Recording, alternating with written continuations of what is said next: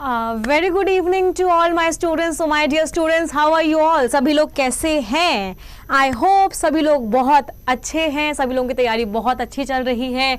120 rules के सारे parts आप लोगों ने देख लिए हैं. And here we are with our 12th part of this series. 12th part इस सीरीज का है. कल की क्लास में हमने 11th पार्ट जब हमने किया था, हमने 64 रूल्स कवर किए थे. आई होप सभी लोगों के वो 64 रूल्स एकदम बहुत अच्छे से हो चुके हैं. स्टूडेंट्स, हम इस सीरीज को कंप्लीट करेंगे, डेफिनेटली कंप्लीट करेंगे. एसबीआई क्लर्क के प्री एग्जाम से पहले हम इस सीरीज को कंप्लीट करेंगे. आप में से बहुत सारे बच्चों के टेलीग्राम पे मेरे पास मैसेजेस आए थे कि मैम क्या एसबीआई क्लर्क के प्री से पहले ये सीरीज कंप्लीट होगी या नहीं होगी. डेफिनेटली ये सीरीज कंप्लीट हो जाएगी. और एकदम लास्ट में जब मैं सीरीज को पूरा का पूरा कंप्लीट कर दूंगी, एकदम लास्ट में हम एक क्विज रखेंगे 20 to 25 क्वेश्चंस का, जिसमें सारे के सारे क्वेश्चंस होंगे इन रूल्स से.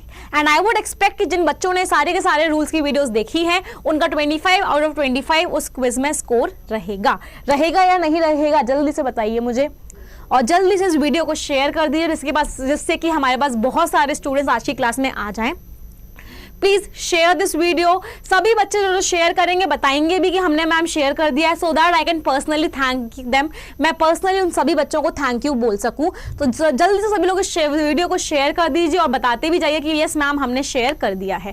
इस क्लास को हम स्टार्ट करते हैं. लाइक कर दीजिए, शेयर कर दीजिए. जिनको जो पहली बार इस चैनल पे आ रहे हैं, चैनल को सब्सक्राइब कर लीजिए, क्योंकि रोज 3 बजे, मंडे टू सैटरडे 3 बजे हम यहाँ पर मिलते हैं, ग्रामर डिस्कस करते हैं, इंग्लिश को बहुत आसान बनाते हैं. Thank you Shashikant for sharing the video. Shashikant बहुत बहुत धन्यवाद. Amrita, thank you very much for sharing the video. MS Shivamurthy, thank you. Sahil, thank you for sharing the video. Dhananjay, Archit, MH, चलिए thank you very much everyone. Let us start with the class now. Rule number 65 हम आज की class में discuss करने वाले हैं. 64 rules हो चुके हैं, 50% से ज़्यादा रूल्स हमारे हो चुके हैं.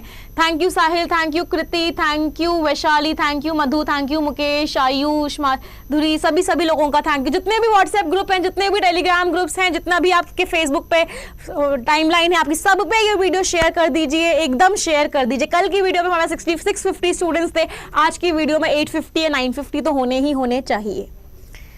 Now let's come back over here. यहां पर वापस आ जाते हैं. आज का रूल है, मैंने आपको एक सेंटेंस दिया, आप पहले मुझे उस सेंटेंस में एरर बताएंगे और उस सेंटेंस की हेल्प से मैं आपको रूल बताऊंगी. मैंने सेंटेंस लिखा या फिर 2 सेंटेंसेस लिखे, इनफैक्ट आप मुझे बताएंगे उन दोनों में से कौन सा सही है. Villages after villages were destroyed by the terrorist.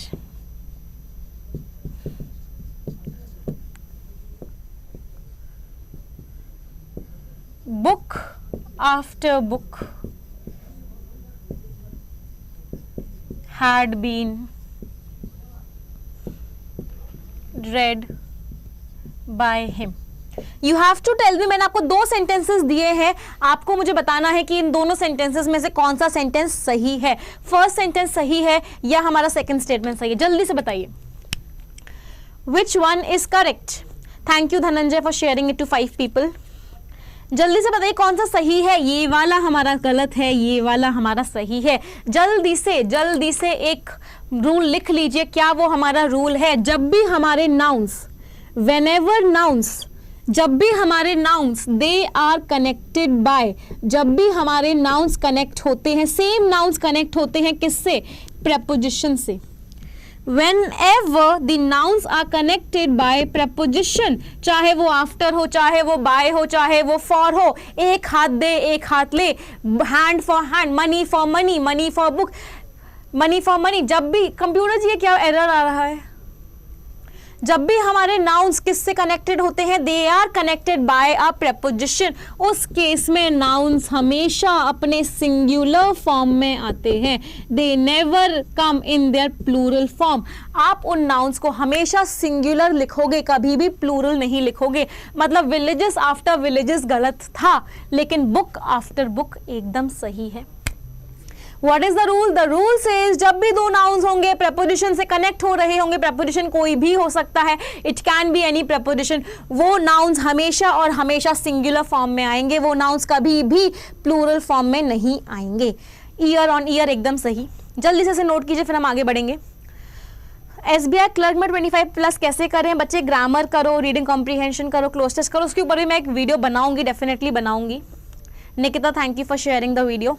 कर लिया नोट सभी ने? Computer ji please close it, ये जो एरर आ रहा है। कंप्यूटर जी सुन पा रहे हैं आप हमें? ये मुझे स्क्रीन पे ये एरर क्यों शो हो रहा है? इसे एक बार प्लीज रिमूव कर दीजिए। रूल नंबर 66 पे अब हम आ जाते हैं। Let's see what does rule number 66 says. 66 क्या कहता है?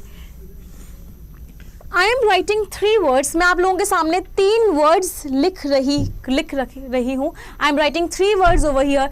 आपको मुझे बताना है उन तीनों के तीनों वर्ड्स का प्लूरल क्या होगा। What will be the plural of those words? मैंने एक वर्ड लिखा सिस्टर इन लॉ, मैंने एक वर्ड लिखा कमांडर इन चीफ,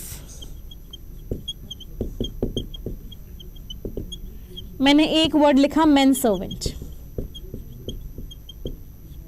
इस तरह की नाउन्स को हम क्या बोलते हैं? इस तरह की नाउन्स को हम बोलते हैं कंपाउंड नाउन्स। इस तरह की नाउन्स को हम क्या बोलते हैं students? We call them compound nouns. हम इनको कंपाउंड नाउन्स बोलते हैं। जल्दी से मुझे बताइए, कंपाउंड नाउन्स का अगर मुझे प्लूरल बनाना है तो how will I make it? In nouns का प्लूरल क्या होगा? Thank you Prabhat, thank you Tejal Manik, right. इसका प्लूरल क्या लिखूं? क्या लिखूं इसका प्लूरल? जल्दी से बताओ। इसका प्लूरल होगा सिस्टर्स इन लॉ। बहुत सारे बच्चों ने मुझे एकदम सही आंसर दिया था। कमांडर इन चीफ का प्लूरल क्या होगा? Commanders in chief. Main servant का प्लूरल क्या होगा? मेन MEN और सर्वेंट्स। अब हमें समझ में कैसे आ रहा है कि कहाँ एस लगाना है, क्या प्लूरल करना है? ये तो भाई बड़ा कंफ्यूजन वाली चीज है। कैसे समझ में आएगी? आपको उस मेन वर्ड को ढूंढना है जिस मेन वर्ड का प्लूरल हुआ है। क्या लॉ का या रिश्ते का प्लूरल हुआ है? नहीं। सिस्टर, नंबर ऑफ सिस्टर बड़ा है, सिस्टर का प्लूरल हुआ है, इसलिए मैंने यहाँ पे सिस्टर्स लगाया। कमांडर इन चीफ, चीफ का मतलब क्या है? चीफ का मतलब क्या है? मुख्य इंसान। तो चीफ तो वही है बट कमांडर्स बढ़ गए हैं, इसलिए मैंने यहाँ पे क्या लगाया? कमांडर्स। अब इस वर्ड को देखो, यहाँ पे नंबर ऑफ मेन भी बढ़े हैं। एक अगर सर्वेंट था तो एक मैन था तो 2 मैन हो गए, और सर्वेंट भी बढ़ गए। एक सर्वेंट था तो 2 सर्वेंट हो गए, इसलिए मैन का MEN मैन हो गया और सर्वेंट्स का SERVANTS सर्वेंट्स हो गया। तो जब भी इन वर्ड्स का प्लूरल करना होगा, you will have to look at the main word. जिस मेन वर्ड का प्लूरल हुआ है वो मेन वर्ड 2 भी हो सकते हैं, वो मेन वर्ड 1 भी हो सकता है, और आप उनका प्लूरल कर देंगे। Sunil Yadav thank you for sharing the video. Nivansh thank you. क्या ये चीज सभी को समझ में आई? रूल नंबर 6 क्या था? रूल नंबर 6 क्या था? कंपाउंड नाउन्स का आप प्लूरल कैसे करते हैं। नाउ अब मेरा यहाँ पे कंपाउंड नाउन से एक क्वेश्चन आपसे बच्चे पूछ रहे हैं मैम इसके बाकी पार्ट्स कहाँ मिलेंगे। बच्चों आप प्लेलिस्ट पे जा सकते हैं, अड्डा 247 में प्लेलिस्ट आपको मिल जाएगी, इंग्लिश बाय निमिषा मैम। वहाँ पे आपको मेरे सारे के सारे वीडियोस मिल जाएंगे, उसके पुराने सारे के सारे पार्ट्स मिल जाएंगे। अगर वहाँ से भी नहीं मिलता है तो इस वीडियो के नीचे मैं कॉमेंट करवाती हूँ, एक कॉमेंट को पिन करवाती हूँ। उस कॉमेंट में आपको प्लेलिस्ट का लिंक दे रखा होगा, उसको भी ओपन कर सकते हैं। वहाँ भी ना मिले तो टेलीग्राम ग्रुप पे मुझसे पूछ लेना, मैं वहाँ पे आपको प्लेलिस्ट का लिंक शेयर कर दूंगी। अगली चीज, अब मेरा एक क्वेश्चन है, I have a question from you guys. अगर मुझे बोलना है सिस्टर इन लॉ कार, मेरी सिस्टर इन लॉ की कार है। अभी हमने क्या पढ़ा? ये कंपाउंड नाउन है, इसका मैं प्लूरल बना रही थी तो मैं एस का लगा रही थी, यहां लगा रही थी। सिस्टर इन लॉ का प्लूरल क्या था? Sisters in law, right. अब मुझे इसका पोजेशन दिखाना है इस कार के ऊपर। Now if I have to show the possession, अब अपॉस्ट्रोफी एस कहां लगाऊंगी? Can anyone tell me where will I use apostrophe S? Now यहां लगाऊं सिस्टर्स इन लॉ कार, या फिर सिस्टर इन लॉज कार लगाऊं? Tell me. Sister in law's car. मतलब what was the rule, rule क्या कह रहा था, रूल ये कह रहा, कौन सा रूल था ये 66, रूल क्या कह रहा था, रूल ये कह रहा था जब भी पोजेशन शो करना होता है कंपाउंड नाउन्स में, whenever you have to show possession in compound nouns, जब भी आपको compound nouns में possession show करना है, apostrophe s is added at the last। आप apostrophe s को लास्ट में लगाते हो, आप apostrophe s को कभी भी किसी पहले या दूसरे वर्ड के आगे नहीं लगाते। राज आपका आंसर गलत है, सिस्टर इन लॉज कार आएगा। प्लूरल बनाना था तो क्या बनाया था, उसका प्लूरल ये था, ध्यान रखना बहुत बच्चे कंफ्यूज होते हैं इस चीज में। सिस्टर इन लॉ का प्लूरल ये था, लेकिन पोजेशन में अपॉस्ट्रोफी एस लास्ट में आता है। यस रश्मि, अनिल, प्रिया, सुनीता, एकदम आप सभी के आंसर्स एकदम सही हैं। कंपाउंड नाउन का पोजेशन दिखाओगे तो अपॉस्ट्रोफी एस को लास्ट में लगाओगे, और अगर कंपाउंड नाउन का प्लूरल बनाओगे तो उस केस में मेन वर्ड को देखोगे। किसी भी बच्चे को कोई भी डाउट हो तो पूछ लो। हाँ, इसका एक और तरीका क्या हो सकता है, car of my sister in law, that is a different way of saying it.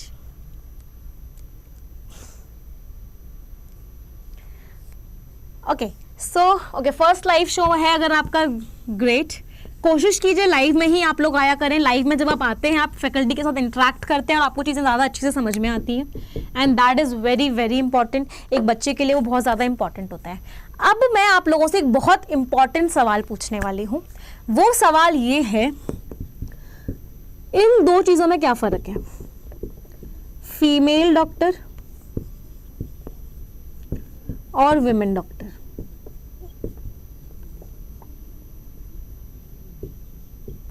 या फिर मेंस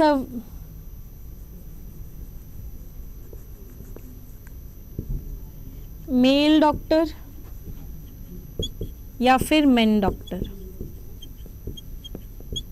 या फिर MAN कर देते हैं, सिंगुलर की बात करते हैं अभी। चलिए, तो इन सब में मैं AN कर रही हूँ।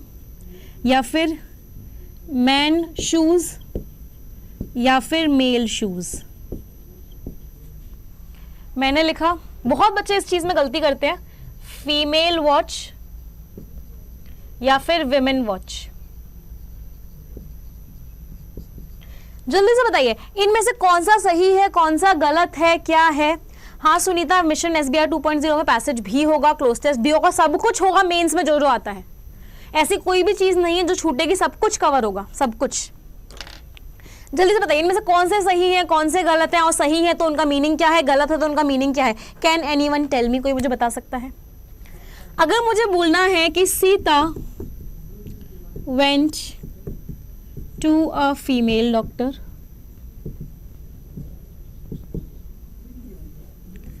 Ram went to a female doctor to get himself treated। मैंने कौन सेंटेंस लिखा है, यहाँ नीचे लिख रही हूँ, 1 2 3 सेंटेंस यहाँ लिख रही हूँ। Ram went to a women doctor to get himself treated।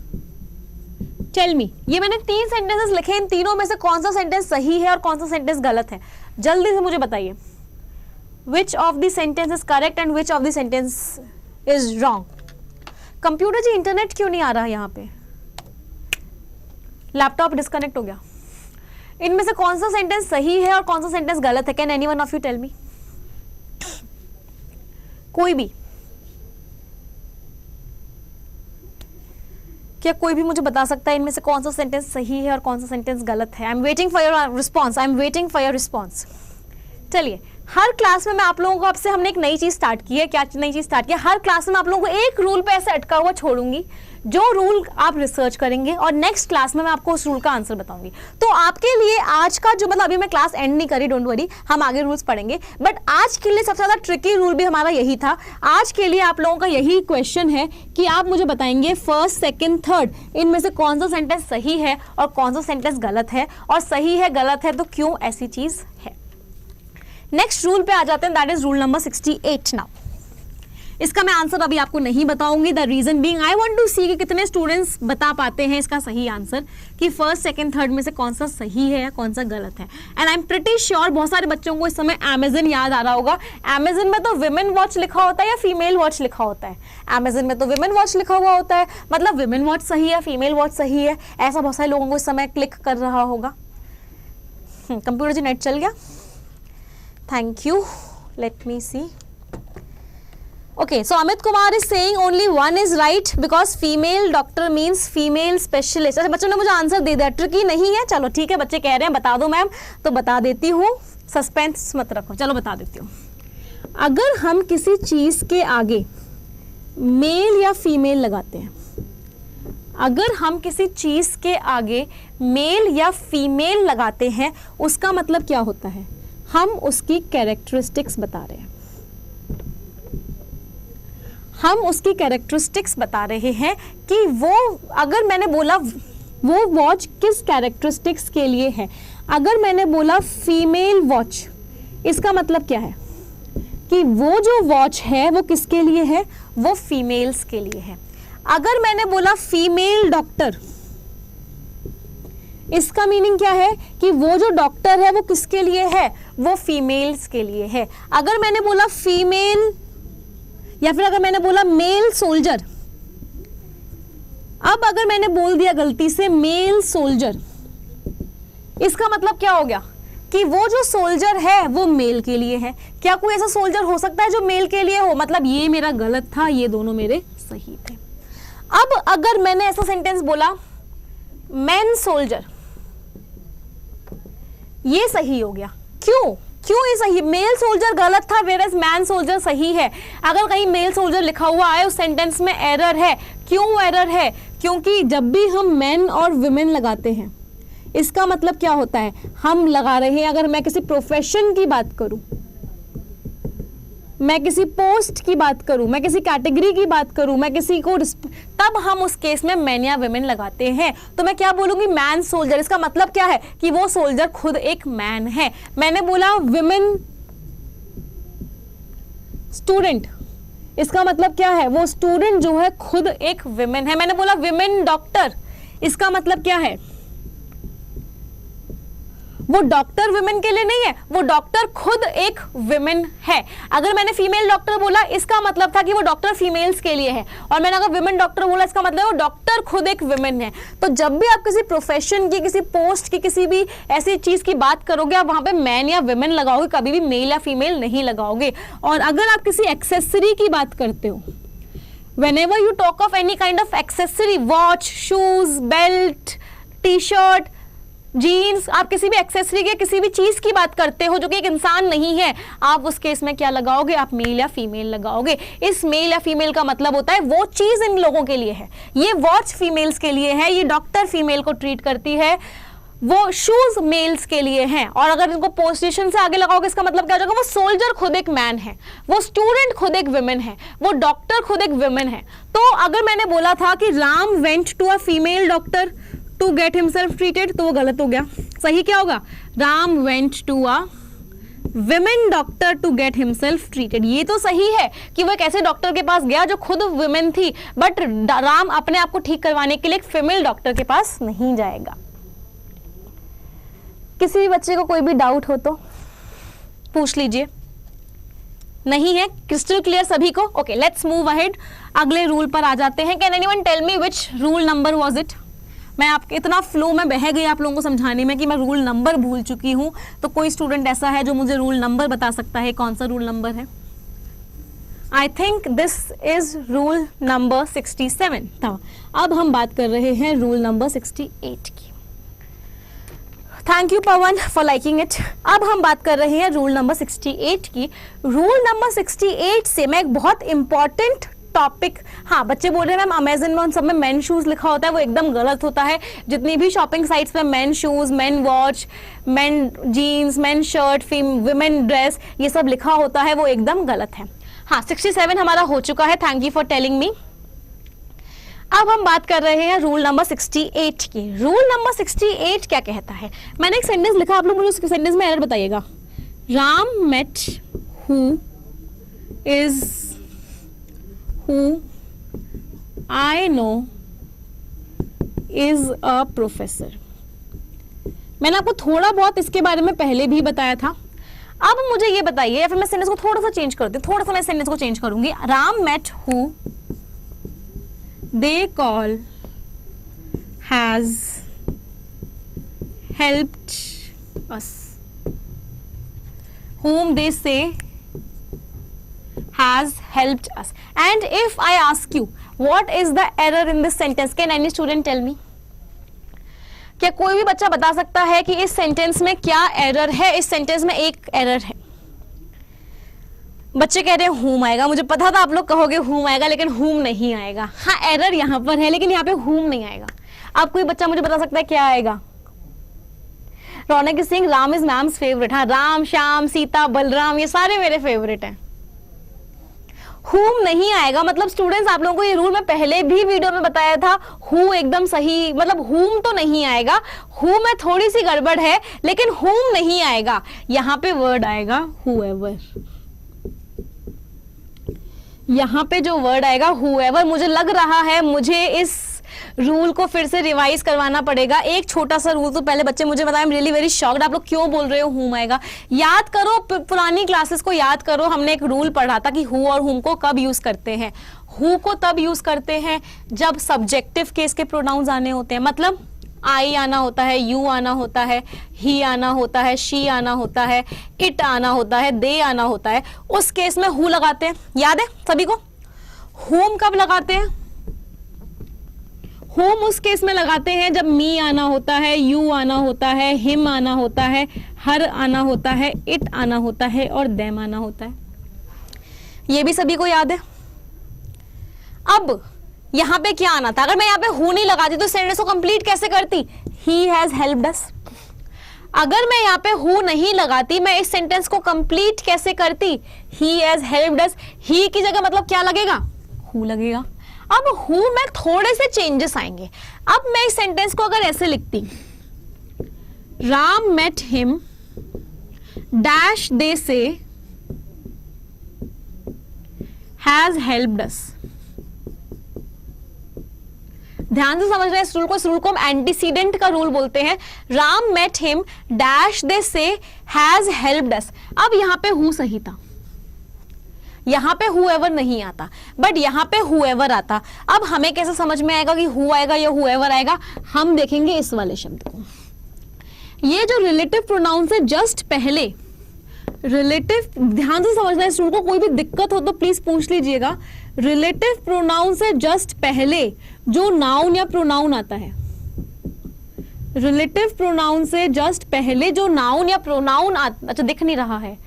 Relative pronoun से जस्ट पहले जो नाउन या प्रोनाउन आता है, उस नाउन या प्रोनाउन को स्टूडेंट्स हम क्या बोलते हैं? वी कॉल दैट नाउन या pronoun as antecedent. Relative pronoun से पहले आने वाला नाउन या प्रोनाउन एंटीसीडेंट होता है. तो यहाँ पे तो प्रोनाउन है, मतलब इस सेंटेंस में we have an antecedent, but इस सेंटेंस में एंटीसीडेंट नहीं है. और जिन सेंटेंसेस में एंटीसीडेंट नहीं होता, उन सेंटेंस में इसकी कमी पूरी करने के लिए हम इस वर्ड के आगे क्या वर्ड ऐड कर देते हैं? उस केस में हम इस वर्ड के आगे एवर को ऐड कर देते हैं. तो यहाँ पे हु गलत था. यहाँ पे कौन सा वर्ड आएगा? यहाँ पे हु एवर आएगा. किसी भी बच्चे को कोई भी डाउट? हाँ, मैंने नीचे लिख दिया है एंटीसीडेंट एब्सेंट है. यहाँ पे एंटीसीडेंट नहीं है. इसको जल्दी से नोट कीजिए. 2-3 एग्जांपल्स और करवाऊंगी इस चीज के, जिससे कि आप लोगों को एकदम क्रिस्टल क्लियर हो जाए ये रूल. जल्दी से इसको पहले नोट कीजिए. फिर हम इसमें 2 चीजें और 2 सेंटेंसेस और करेंगे, जिसकी वजह से आपको ये रूल क्रिस्टल क्लियर हो जाएगा. चलिए 2 सेंटेंसेस और देखते हैं, बिकॉज मेरा मकसद तो यही है कि रूल आपको एकदम क्रिस्टल क्लियर होना चाहिए. मैंने 2 सेंटेंसेस और लिखे. हाँ, दोबारा कर रही हूँ. He saw him dash everyone admires. एक सेंटेंस मैंने लिखा he saw dash everyone admires. दोनों ही सेंटेंस में मैंने आपको 4 ऑप्शंस दिए. मुझे बताना किस किस में क्या आएगा. A is who, B is whom, C is whomever, D is whoever. 4 options मैंने आपको दिए इन 2 सेंटेंसेस में, जल्दी से मुझे बताइए। सनी कुमार सिंह एसएससी के शिफ्ट में सारा 120 से आया था। थैंक यू सनी, अगर सब कुछ यहीं से आया था तो बहुत अच्छी बात है। अब देखो एसबीआई क्लर्क का एग्जाम आया, एसबीआई पीओ के प्री वाले एग्जाम में बच्चों ने बोला कि मैम सारा उन टॉप 50 रूल से आया था, एक एक चीज उनसे आई थी। आप कोई भी एग्जाम देख लो, कोई भी प्रीवियस ईयर पेपर देख लो, ये 120 रूल्स बहुत रिसर्च के बाद बने हैं। इन रूल्स में से ही आपको सारी चीजें एग्जाम में मिलेंगी। एक बच्चे का तो कल मेरे पास मैसेज आया टेलीग्राम पे, उस बच्चे ने मेरे को बोला कि मैम आप ना हम लोगों के साथ बहुत बड़ी नाइंसाफी कर रहे हो। मैंने बोला क्या नाइंसाफी कर रही हूँ बच्चे? उसने बोला मैम आप ना इंग्लिश को इतना ईजी बना रहे हो कि कोई कॉम्पिटिशन ही नहीं है। अब सब बच्चों के इंग्लिश में full out of full marks आएंगे और हमारा जो कॉम्पिटिशन है, मतलब सॉरी, हमारा जो कंपटीशन है वो बहुत ज्यादा बढ़ गया है, क्योंकि हर बच्चे के अच्छे मार्क्स आने वाले हैं इंग्लिश में। अब दिक्कत होने वाली है हम सभी को। तो आप बच्चों के साथ बहुत नाइंसाफी कर रहे हो। इतना इतना इतना इजी मत बनाओ कि बच्चे, हम जो एक्स्ट्रा मेहनत करने वाले हैं, हमारे कुछ मिले ना। अब इस बात का मैं क्या रिप्लाई दूं? क्या बोलना चाहिए था? कोई मुझे बता सकता है कि इस बात का मैं क्या रिप्लाई देती उस बच्चे को, या उसको क्या बोलती कि मैं नहीं पढ़ाऊंगी, आपसे चिंता मत करो। नीरज सिंह आपका पढ़ाया हुआ आया था आज। Thank you Neeraj. हाँ मुझे पता है, मैंने बहुत सारे एनालिसिस देखा है, एसएससी का भी मैंने एनालिसिस देखा है, एसबीआई पीओ का प्री का तो एनालिसिस मैंने खुद पूरा का पूरा किया ही था। सारे के सारे क्वेश्चंस यहीं से आए थे। एसबीआई क्लर्क में भी आगे आने वाले टाइम में सारे के सारे क्वेश्चंस यहीं से आने वाले हैं। चलो हाँ, क्या करूं? यहां पे क्या लगाऊं? whom, और यहां पे क्या लगाऊं? whomever। सबसे पहले तो मुझको ये समझने की जरूरत, ये समझना है कि whom कहां आएगा, whomever कहां आएगा। अगर मैं इस सेंटेंस को कंप्लीट करूंगी तो कैसे करूंगी? everyone admires him, him लगाया मतलब कौन से वाला वर्ड आएगा? whom आएगा। अब क्योंकि एंटीसीडेंट है तो whom आएगा, और क्योंकि यहाँ पे एंटीसीडेंट नहीं है तो यहाँ पे आने वाला वर्ड क्या होगा? यहाँ पे आने वाला वर्ड whomever होगा। यहाँ पे whom आया और यहाँ पे क्या आया? whomever आया। उसको बोलिए वो कुछ ना पढ़े, वो ज्यादा ही टैलेंटेड है। कर लिया सभी ने? रूल नंबर 68 सभी को क्लियर है कि अगर एंटीसीडेंट होता है तो हम एवर नहीं लगाते, अगर एंटीसीडेंट नहीं होता है तो हम एवर लगाते हैं। सब कुछ करवाऊंगी सिमर, वोकैबुलरी भी करवाऊंगी, क्लोज टेस्ट पैसेज सब कुछ करवाऊंगी। पहले ये वाली सीरीज एक बार कंप्लीट हो जाने दो। Let us complete this series first of all, क्योंकि अभी मेरा सबसे ज्यादा इंपॉर्टेंट चीज यही है कि सीरीज ही कंप्लीट हो। चलिए आगे बढ़ते हैं। प्रिया सिंह मैम, मैंने एसबीआई पीओ की सीरीज की लाइव क्लास लिया। कौन सा एसबीआई पीओ लिया? मिशन एसबीआई 2.0 लिया है प्रिया आपने? अगर मिशन एसबीआई 2.0 लिया है तो ईपीएफओ वाला लेने की जरूरत नहीं है, और अगर ईपीएफओ लिया है तो मिशन एसबीआई 2.0 लेने की जरूरत नहीं है। रूल नंबर 69 पे आ जाते हैं। Let us move ahead to rule number 69। कोई बात नहीं, अगर रौनक के रूल समझ में नहीं आया तो एक बार वीडियो को जब खत्म हो जाएगी फिर से प्ले करना, इस पॉइंट पे आना, फिर से सुनना, मेरे को समझ में आ जाएगा। whomever इसलिए आया क्योंकि वहां पे एंटीसीडेंट नहीं था। एंटीसीडेंट नहीं होगा तो एवर लगाओगे, एंटीसीडेंट होगा तो एवर होगा। ओके, अगर मिशन एसबीआई 2.0 लिया है तो ईपीएफओ की लेने की जरूरत नहीं है। मैं उसमें सब कुछ कवर करवाऊंगी कि क्या क्या एक बैंकिंग एग्जाम में आ सकता है। इंग्लिश सेक्शन में सब कुछ उसमें कवर होगा, आपको कोई भी और बैच लेने की जरूरत नहीं है। मिशन एसबीआई 2.0 हमारा 17th से स्टार्ट हो रहा है, बट मनोरंजन आई थिंक आपने पुराना वाला मिशन एसबीआई लिया हुआ था तो आपको उसकी जरूरत नहीं है। चलिए आगे बढ़ते हैं। Let us move ahead to rule number 69। Rule number 69 हमारा एक टॉपिक है। दिस टॉपिक के रूल्स थोड़े से इंपॉर्टेंट है हमारे, इसलिए हम इसको डिस्कस करेंगे। The topic is question tags. जो हमारा टॉपिक है that is question tags. Question tag होता क्या है, पहले एक बात ये समझने की कोशिश करते हैं। क्वेश्चन टैग एक स्मॉल क्वेश्चन होता है। Question tag is a very small question which is added at the end of each statement, जिसको हम एक स्टेटमेंट के लास्ट में लगा देते हैं। अब एक बहुत छोटा सा क्वेश्चन जिसको हम स्टेटमेंट के लास्ट में लगा देते हैं उस स्टेटमेंट को कंफर्म करने के लिए। अगर if I tell you in Hindi, अगर मैं आपको हिंदी में बताऊं, मैंने बोला, आपको याद है, आप भी शायद यूज करते होंगे, मेरी तो बहुत आदत है यूज करने की। आज मैंने कोई स्टेटमेंट बोला, आज मैं ऐसा कर रही हूं या आज तुम ऐसा कर रहे हो, और लास्ट में एक छोटा सा मैंने लगा दिया है ना। है ना, छोटा सा क्वेश्चन लगा दिया लास्ट में। वो छोटा सा क्वेश्चन क्या है, वो छोटा सा क्वेश्चन क्या है? That small question is question tag. A question tag is a very small question which is added at the end of a statement, जिसको हम एक स्टेटमेंट के लास्ट में लगा देते हैं। अब इसी के हमारे थोड़े से रूल्स हैं जो अब हम pढ़ने वाले हैं। सबसे पहला रूल जो कि है, मैंने आपको एक सेंटेंस दिया, मैंने एक सेंटेंस लिखा, he has worked very hard on this project. He has worked very hard on this project, और मैंने दिया आपको has ही।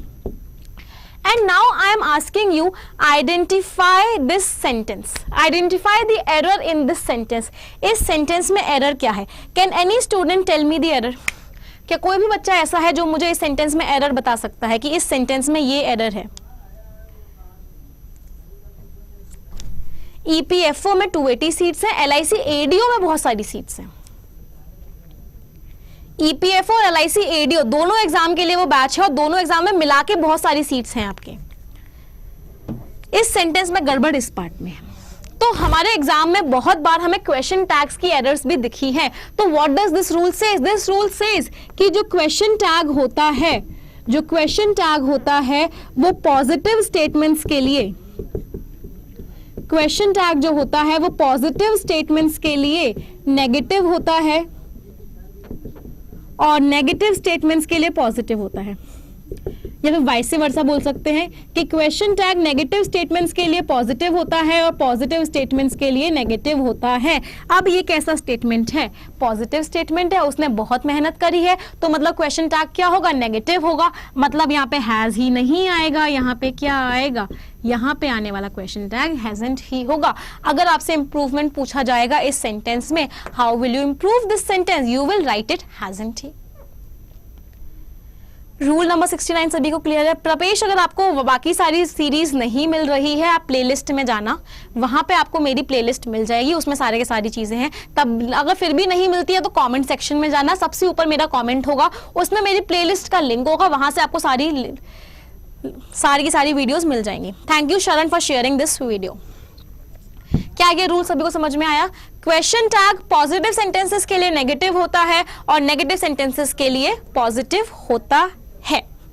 अगली बात करते हैं रूल नंबर 70 की, एक बार हम बात करते हैं।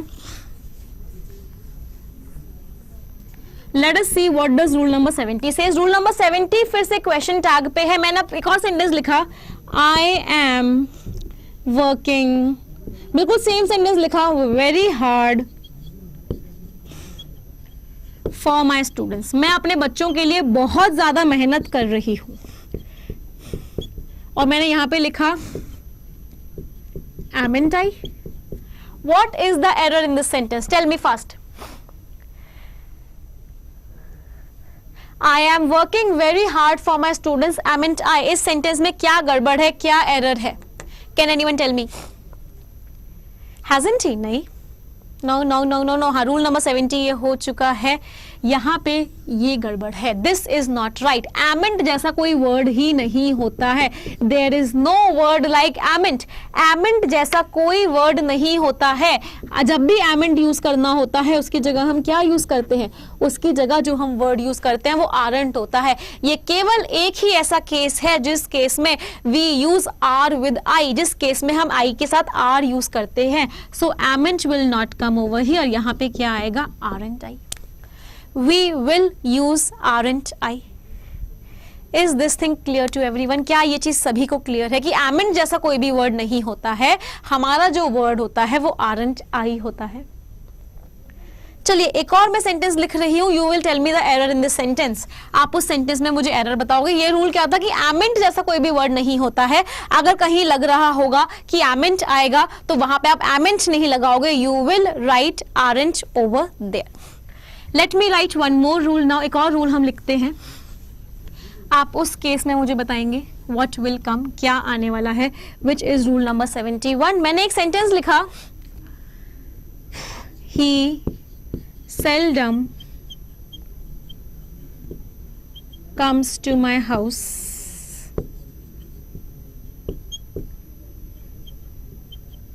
Does he? Tell me the error in this sentence. इस सेंटेंस में क्या एरर है, जल्दी बताइए।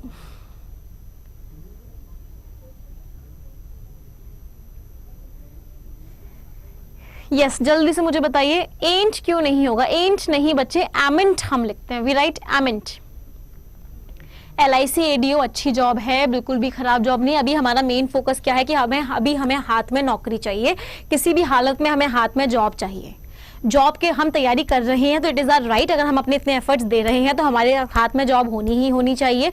और मेरा हर बच्चे को यही सजेशन रहता है स्टूडेंट्स कि कोई भी जॉब आ जाए, डू नॉट कंसिडर कि ये छोटी है बड़ी है क्या है, वो सब कुछ नहीं कंसिडर करना। वो तब कंसिडर करेंगे जब हाथ में बहुत सारी जॉब्स होंगी। बट अभी एक स्टूडेंट का फोकस क्या होना चाहिए, कोई भी एग्जाम आ रहा है और उसमें बहुत सारी वैकेंसीज आ रही हैं, then you should definitely prepare for that exam. आपको उस एग्जाम की तैयारी करके वो पेपर देना ही देना चाहिए।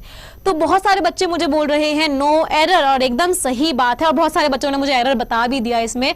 But there is no error in this sentence. इस सेंटेंस में कोई भी एरर नहीं है। कैसे समझ में आया? पहले तो मुझे ये बताओ, ये सेंटेंस पॉजिटिव है या नेगेटिव है? ये सेंटेंस पॉजिटिव है या ये सेंटेंस नेगेटिव है? माय डियर स्टूडेंट्स, ये सेंटेंस एक नेगेटिव सेंटेंस है। दिख नहीं रहा बट है नेगेटिव। कैसे नेगेटिव है? सेल्डम का मीनिंग क्या होता है? सेल्डम का मीनिंग होता है कभी कभी, बहुत कभी कभी। वो मेरे घर बहुत कभी कभी आता है, मतलब मैं बोल क्या रही हूँ, वो मेरे घर बिल्कुल ही नहीं आता है। बहुत कभी कभी आता है का मतलब क्या है? वो मेरे घर नहीं आता है ज्यादातर।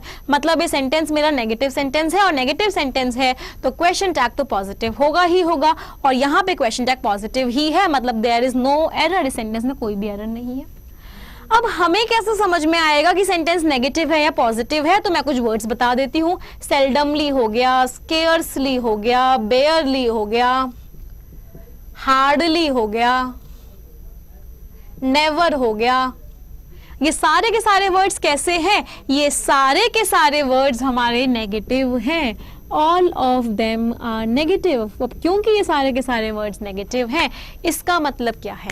इसका मतलब ये है कि ये सेंटेंस नेगेटिव मतलब क्वेश्चन टैग पॉजिटिव होगा। क्वेश्चन टैग पॉजिटिव होगा। कोई भी, हाँ मियरली हो सकता है, राइट, नॉट हो सकता है।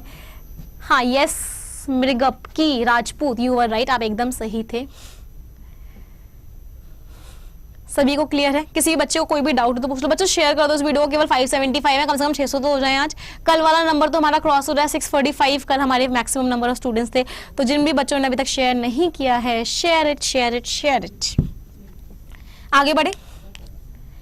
शैल वी मूव अहेड?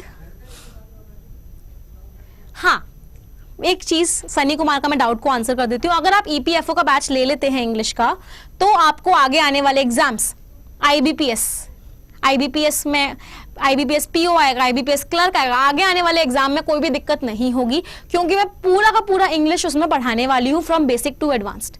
EPFO का इंग्लिश का जो बैच है उसमें प्रॉपर बेसिक टू एडवांस्ड आप लोगों को इंग्लिश पढ़ाने वाली हूँ। तो आगे का IBPS का PO और क्लर्क आएगा, उसका भी ऑटोमेटिकली आपका सिलेबस उसमें कवर हो जाएगा और आपको चीजें समझ में आ जाएंगी। वैसे भी आप सभी को पता है आज लास्ट डे है सेल का। आज के बाद सेल नहीं मिलेगी। बैच स्टार्ट हो रहा है 17 तारीख से। आज हमारी कौन सी तारीख है? 13 तारीख है। आज बैच को ले लिया, दोनों में से मिशन SBI 2.0 ले लिया या EPFO का बैच ले लिया तो 50% डिस्काउंट मिल जाएगा, नहीं तो पूरे का पूरा प्राइस पे ही खरीदना पड़ेगा। तो आई वुड सजेस्ट यू, जितने भी बच्चे हैं जो बहुत सीरियस हैं अपने इन एग्जाम्स के लिए, they should definitely go to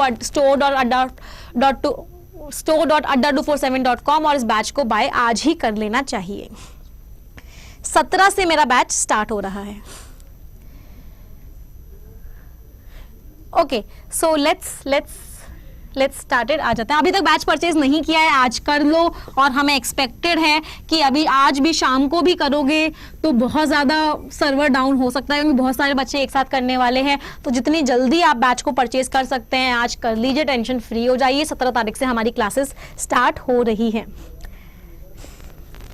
Pritam is saying ma'am अड्डा पे कुछ और हो रहा है। अब अड्डा वाले अड्डा पे वो तो देखो प्राइसिंग पॉलिसीज होती हैं टॉप 50 स्टूडेंट्स, क्योंकि फर्स्ट कम फर्स्ट बेसिस पे हम चलते हैं हमेशा से। जो पहले बच्चे ले लेते हैं उनको बेनिफिट मिल ही जाता है। सीट्स ओवर हो जाती हैं तो बच्चों का एडमिशन भी नहीं होता है बैच में। तो वो प्राइसिंग पॉलिसी है अड्डा की पूरी। फॉर एग्जाम्पल अड्डा की ही ये पॉलिसी थी कि आज 50% डिस्काउंट था।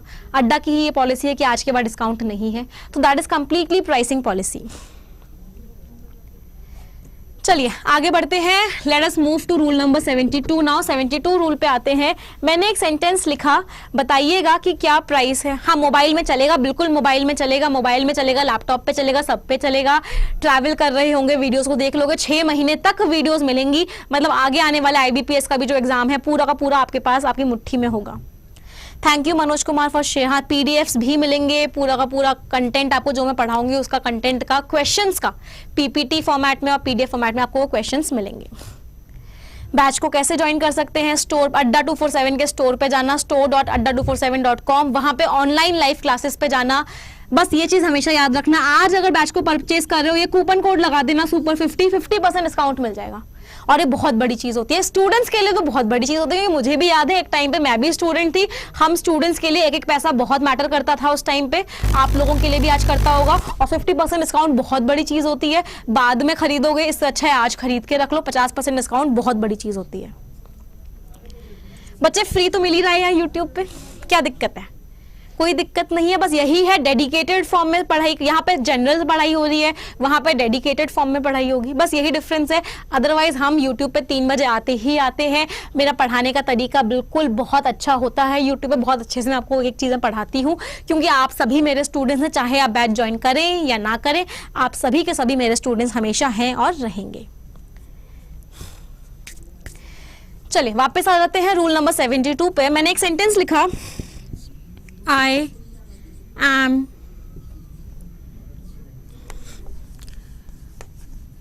am doing the work which you gave me. मैंने लिखा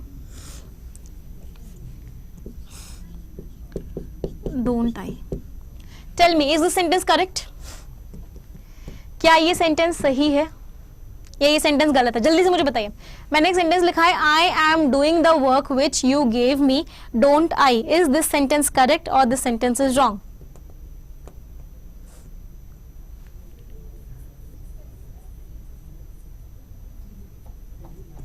ये सेंटेंस हमारा गलत है। क्यों ये सेंटेंस गलत है? This sentence is wrong. The reason being question tag और जो स्टेटमेंट होता है, क्वेश्चन टैग और स्टेटमेंट, इन दोनों का टेंस हमेशा सेम होना चाहिए।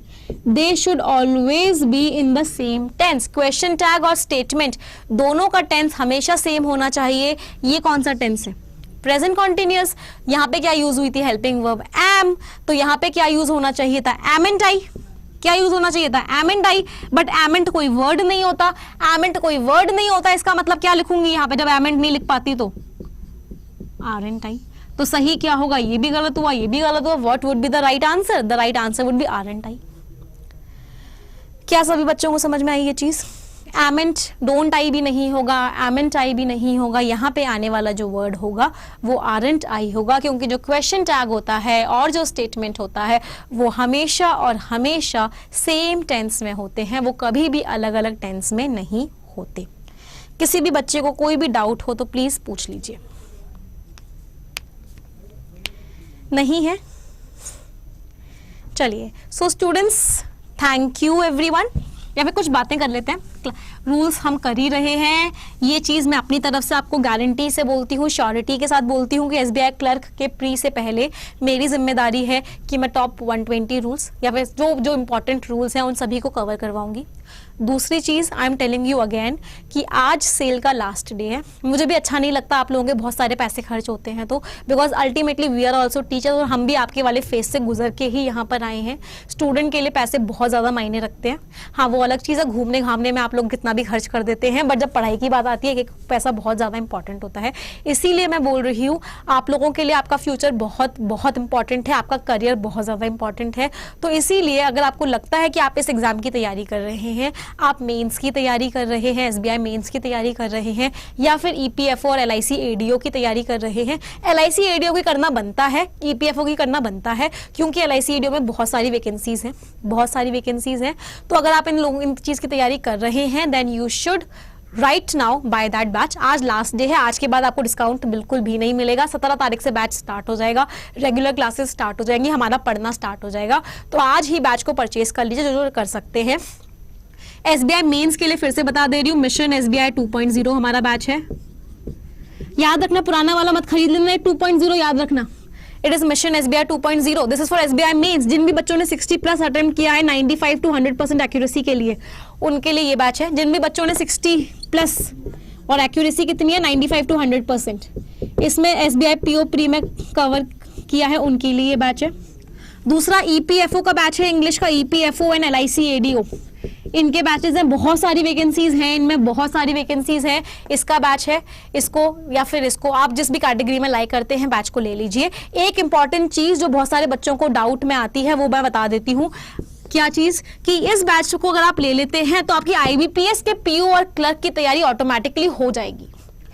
IBPS PO और क्लर्क की टेंशन लेने की जरूरत नहीं है। उसके बाद आपकी उनकी तैयारी ऑटोमेटिकली हो जाएगी, क्योंकि मैं इसमें यहाँ पे जो इंग्लिश पढ़ाने वाली हूँ वो बेसिक टू एडवांस पढ़ाने वाली हूँ। बेसिक टू एडवांस यहाँ पे पढ़ाया जाएगा। यहाँ पे मिशन SBI 2.0 में, क्योंकि आप प्री क्लियर करके आए हैं, यहाँ पे आपको मॉडरेट टू एडवांस पढ़ाया जाएगा। यहाँ पे आपको मॉडरेट टू एडवांस पढ़ाया जाएगा, यहाँ पे आपको बेसिक टू एडवांस पढ़ाया जाएगा। तो अब आपके ऊपर है कि आप कौन सी वाली चीज लेते हैं। SBI प्री के लिए कोई बैच नहीं है बच्चे अभी, क्योंकि प्री का एग्जाम अभी जस्ट हुआ है। आप ये बैच लेंगे तो आपकी पूरी इंग्लिश कवर होगी जो किसी भी एग्जाम में आती है। तो ये चीज है। बेसिक मिशन SBI 2.0 में बहुत कम होगा, क्योंकि मैं एक्सपेक्ट करूंगी कि आप लोग को बेसिक थोड़ा बहुत आता है। मॉडरेट टू एडवांस में इसमें मैं पढ़ाऊंगी। और किसी को कोई भी डाउट हो तो एक बार पूछ लीजिए मुझसे।